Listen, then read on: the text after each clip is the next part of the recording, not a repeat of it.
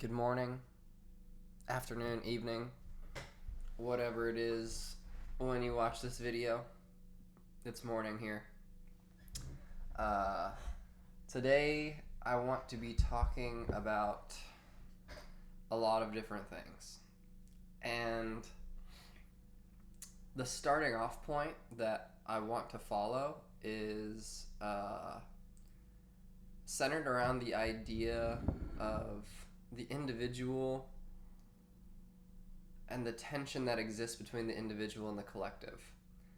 And there's a very specific way that I want to address that I have experienced a lot in my personal life, and something I've thought a lot about. And yeah, we'll see where it takes me. But before we get started, I want to kind of give a disclaimer about the style of video that I do and how to interact with it. Uh, don't take what I'm saying as objective truth. My intention in making these videos is to basically just share my thoughts on things, and you can almost interact with it more as a conversation where you formulate your own thoughts about what I'm saying, because and funnily enough, that fits very well into the theme of the video at large. But yeah, so just feel free to leave stuff in the comments and share your thoughts and stuff. But anyway, to jump in, I recently went to Dead and Company in New York City, and my brother and I went, and I've gone every year since 2018, and it's fucking awesome. I love Dead and Company. Unfortunately, this is their final tour, so. But something that was apparent to me, being in a very large crowd, is particularly that crowd, is the way in which there are social norms that exist within our culture and our society, but particularly in America, I don't think that we don't have a very consciously developed system of norms and expectations. And what I mean by that is, like, I'll give you a total opposite example. If you're familiar at all with Confucianism in China, their social norms and expectations were so regulated that you knew exactly what was expected of you in every single situation that you were participating in. It's like, you shake this dude's hand with your right hand at a 45-degree angle. Not that they're not that specific, but basically, like, every interaction that you'd have in the social sphere was dictated by laws of decorum that informed your conscience as to how to behave, and everybody else's expectation of how you would behave. And it was clear when you were doing something right and when you were doing something wrong. But my sense is that here in America, we do have those things. There are certainly boundaries and lines that you don't want to cross. Like, I'm not going to go fling my shit out in the street.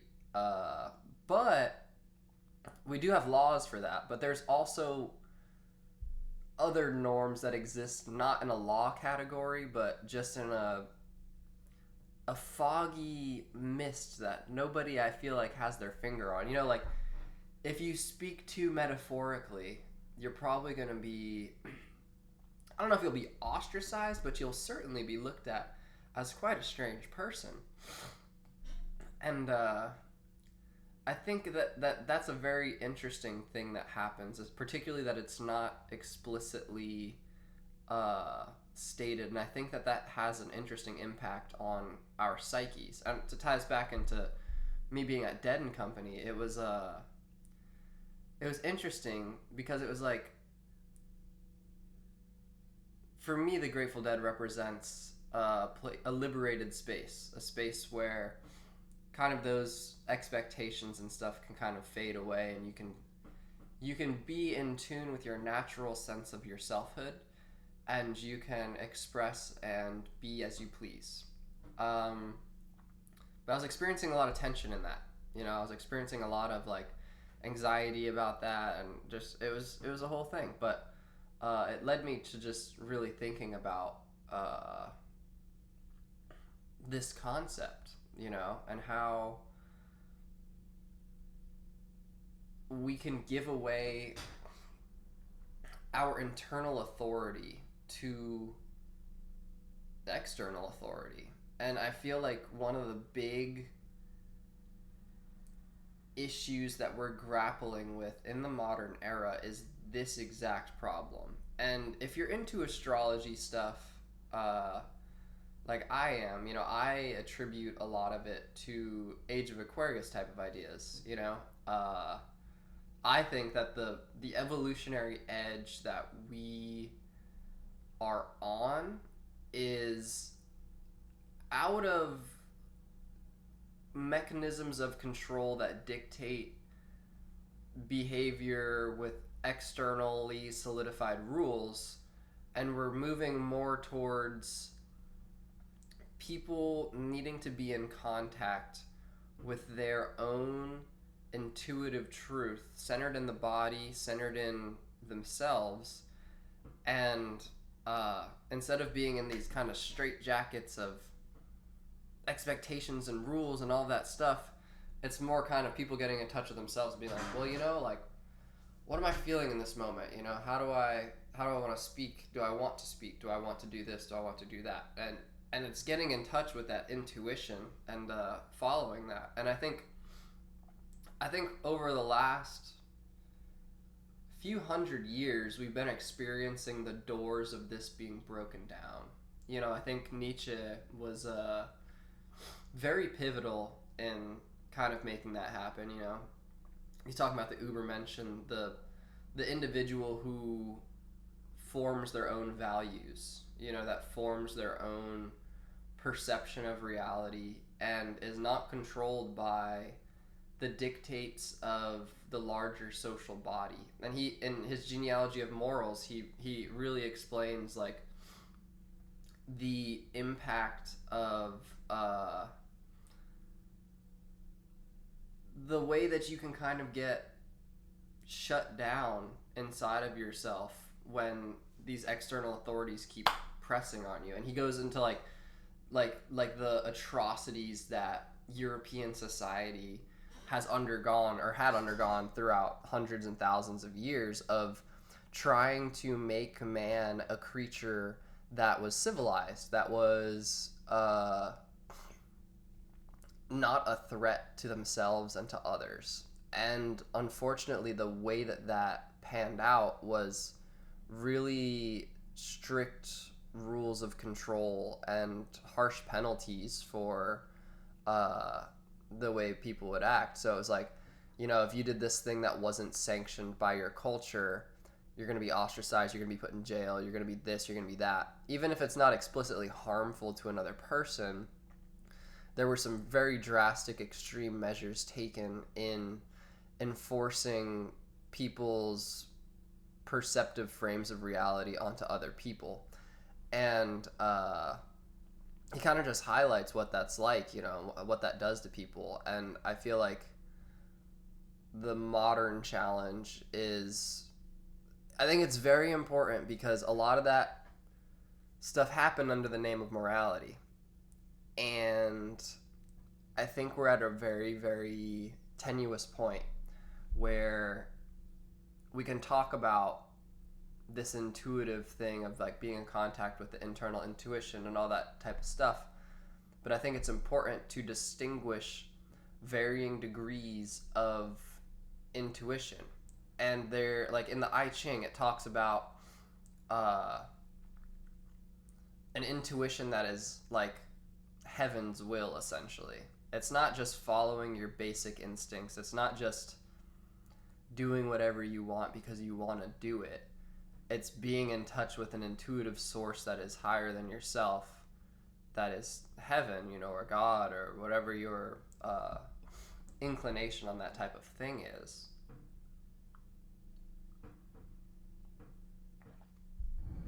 And so I think it's very important to make those distinctions when we're talking about these kinds of topics, because I think you can very easily, and I think you can kind of see it happening now. Like, I think the way that this whole thing is unfolding, my perception is that America has been and is the forefront of this process that's going on. And it's really a dissolving. It's a dissolving of the forms of the past. And I think it's a very scary thing to witness. And I think we've been witnessing it for quite a long time. And I think current world conditions really exemplify that in a lot of particular ways that I'll get into. But yeah, I think America was the first place that kind of came along that was about the individual. It was about the individual having the right to life, liberty, and the pursuit of happiness. And that comes from within. That comes from the selfhood. It's not living under the dictates of the church. It's not living under the dictates of this larger social structuring body. It's doing you, and doing you requires an attunement to yourself that you don't get otherwise. And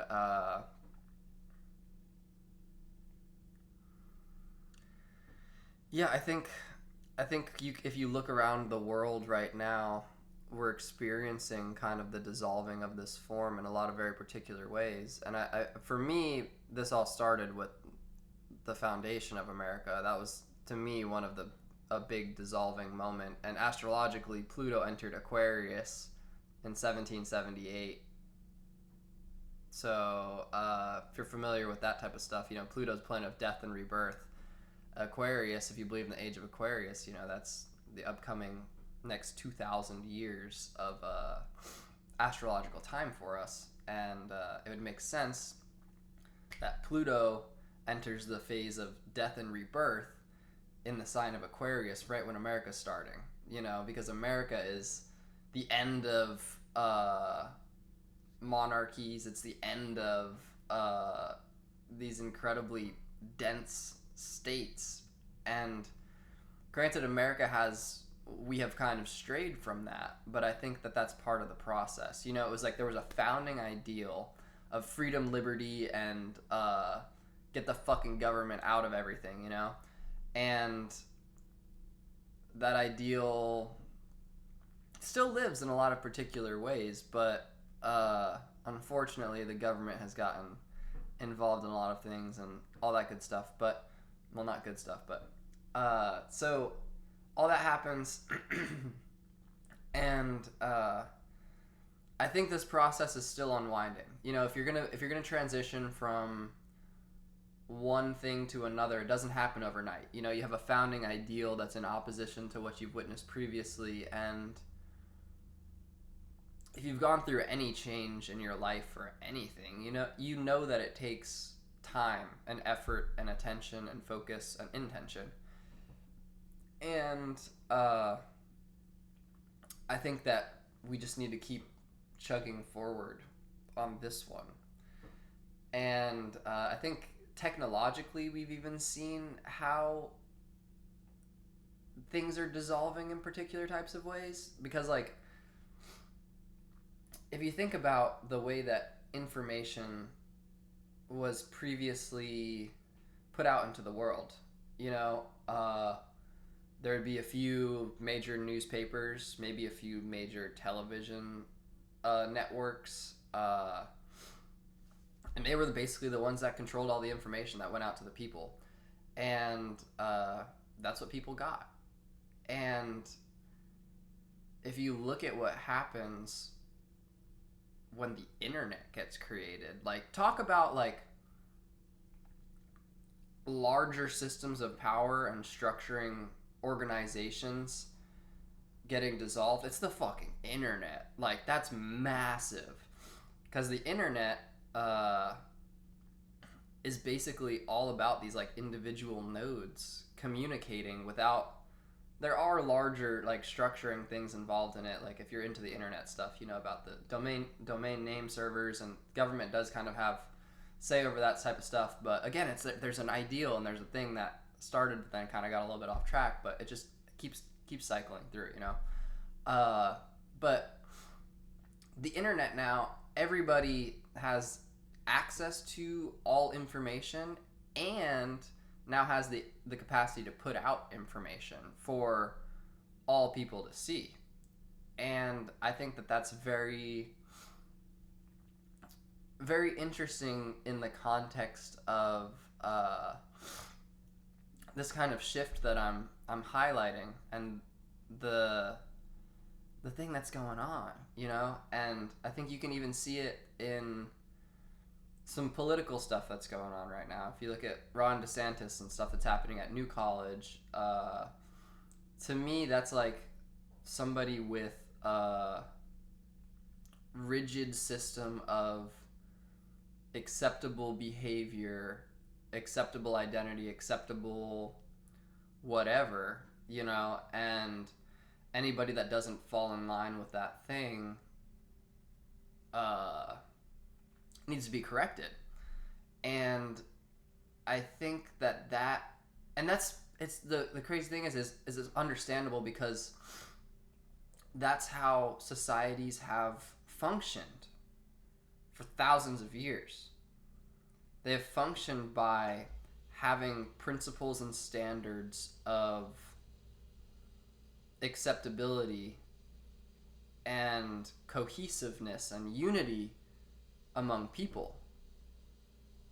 And I'm not saying that we're not going to have unity and cohesiveness, but I think that we're going to have unity and cohesiveness in a very different way. And I say it's understandable because that was the mesh that held everything together. And do you know how terrifying it is when the mesh falls apart? It can be pretty terrifying.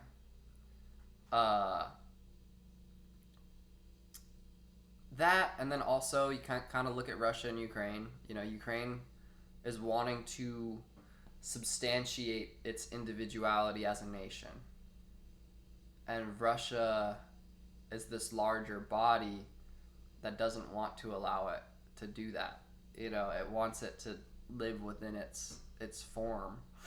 And it's the individual breaking away from the collective. And that's kind of the whole thing that I'm trying to highlight in this talk. And I think we're about to hit a very interesting loop back point. But where we started with all this was the tension between the individual and the collective. And as an individual, experiencing the expectations and pressures of external reality upon you, but your internal intuitive reality butts up against that in certain types of ways. And I think that the challenge right now, and this is something I'm experiencing a lot in my own life, is being able to actively be centered in your selfhood and not let other people's perceptions of reality dictate the way that situations unfold.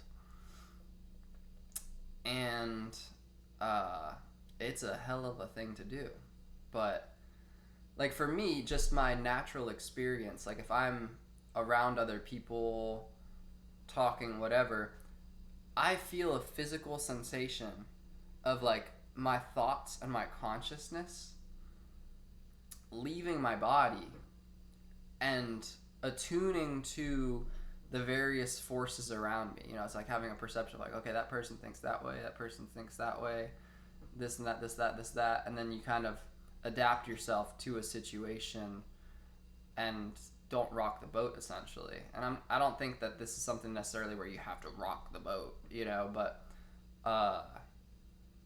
it does require a certain level of internal strength. And I've been doing this practice where I'll start to feel that happen, and I'll consciously, it's energetic. It's like I'm energetically pulling my thoughts and my consciousness back into myself. into the center of my being, into my head, into my body, and it's been really interesting. It's been a really powerful practice to start integrating, and yeah, I think it all this stuff also gets at a deeper metaphysical problem with existence itself. And that problem is the paradox of simultaneous unity and diversity. You know, if you're into this type of thing, there is an absolute unity source from which we are all derived. And, enlightenment, to some people, there's an interesting dialogue here, but to some people it's to be merged with the unity again. It's to be totally dissolved in the absolute, in God, so on and so forth. But I feel like that's only half of the truth. Because there is unity, and that is a place to be, but there's also diversity. There's also the differentiation of form. There's the contrast that exists in this world that we live in. And I'm trying to remember, there was an author, Ken Wilber. One of my friends turned me on to a book by Ken Wilber, and he talks about there's parts in the spiritual journey, and one of the movements is the upward movement, ascension to the one, to unity. And there's a just as important part that's a downward movement from unity into multiplicity, into diversity. And if you get stuck in the world of enlightenment being a merging with the unity, and that's the end point, it's not a very good place to be. And now take that and view the analogy for our society and our culture. Is your desire to be merged with the social body and be in perfect harmony with whatever that thing is? I don't think perfect harmony in that thing looks like going along with what it's doing. I think, you can merge with that, but you've got to come back into your own individuality and acknowledge your diversity in a unity. And that's a paradox. It's difficult because when you recognize that you're part of a larger whole, you want to feel harmony with that and with its constituent elements, other people. And when other people aren't agreeing or on the same page about things, then it feels like conflict. It doesn't feel like unity. But I think the thing that we're here to grapple with is that actually is part of the unity. I know. It's a tough pill for me to swallow. Maybe for you to swallow. I don't know. But yeah, like, back to the spiritual thing, it's like, go to the one, descend back down into form, into diversity, and it's a very necessary move, and it's very strange having to grapple with that problem, having to grapple with having an individuated soul that is at odds with parts of the world, with other people, with things, and yet simultaneously perceiving that as part of a perfect harmony, a perfect unity of all form and consciousness.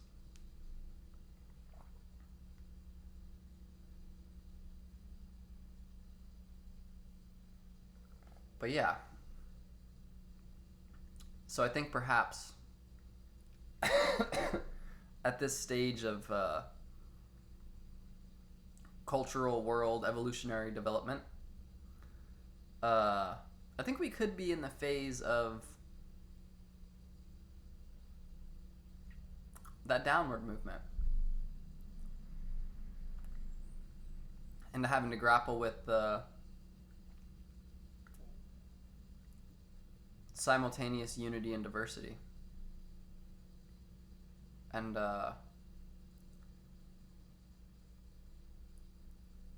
searching for the essence of true unity. Because having unity with a social body at the expense of your truth and your selfhood is not true unity. It might kind of feel like it, but deep down you know that it's not. And yeah, I think that's our task.